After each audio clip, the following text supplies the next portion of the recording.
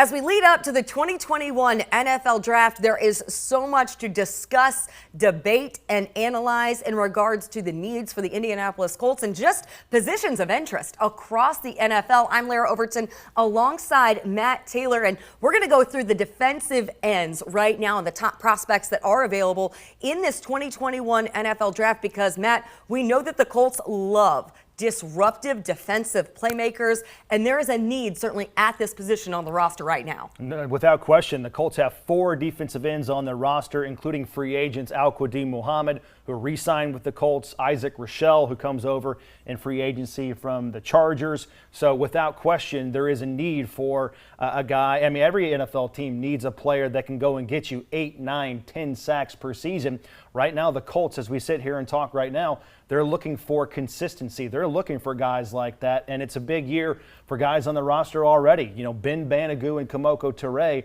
Banogu last year was inactive for 7 games, didn't have a quarterback hit or a sack. And then Kemoko Turay last year, as we all know, spent a majority of the season on PUP, wasn't 100% healthy, still coming off that bad ankle injury from 2019. So definitely a priority for the Colts, as it is for every team, but to find consistency and pressure off the edge. So looking to reinforce that defensive line room led by Brian Baker. And they also have the help of Robert Mathis, who's been integral in developing a lot of these young pass rushers for the Indianapolis Colts. So, Matt, when you look at the talent that's available and the prospects that the Colts are evaluating, how deep is that talent that you have at the defensive end position? As far as talent and the depth of this class, I'm saying it's decent. You know, there's about 7 defensive ends, edge players that have first or second round grades on them when you look at most mock drafts and read what the analysts are saying. But there are 3 that are sort of that mid first round tier,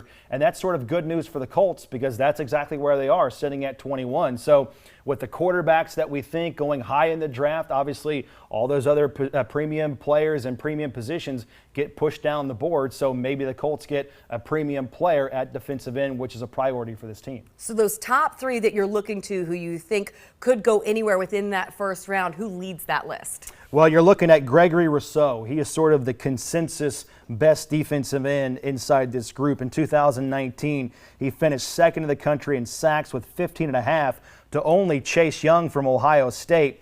But he opted out this past season, didn't play. He's got size, length, athleticism. He's got the bend that you just can't teach. But consistency is the only chink in his armor, according to the scouts. After that, you go to Kwity Paye out of Michigan, another first-round grade on this guy, second-team All-Big Ten in 2019. He was named a captain this past season.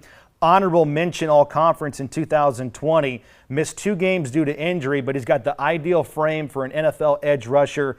Plays at his best on the outside, but Michigan kind of moved him around a little bit, all up and down the defensive line, including him playing head up on the center at times. Then number 3, it's Jalen Phillips out of Miami. He has a first or a second round grade on him. Started his career at UCLA and then thought he was done playing football at one time, kind of retired his collegiate career. Transferred to Miami in 2019. This past season was named second team AP All-American, second team All-ACC by finishing with 15.5 tackles for loss. He also had 8 sacks. He's tall, explosive, and he kind of split his time between playing in a 3-point stance and also standing up outside on the edge. The 4th best defensive end, according to most mock drafts, Jason Oway out of Penn State, another guy that has a first or second round grade on him. Somewhat of a project, a redshirt sophomore coming out, didn't record a sack in 7 games this past season in the Big Ten, but league coaches still gave him props, first team all-conference with 6.5 tackles for a loss. He's got that prototypical NFL build, and he's got those features that just can't be taught, but the consensus is he's going to need to be coached up a little bit to play at a high level right away, at least in the NFL. The number 5, Carlos Basham Jr. out of Wake Forest. Most analysts have this guy going on late day 2 or at the beginning of day 3.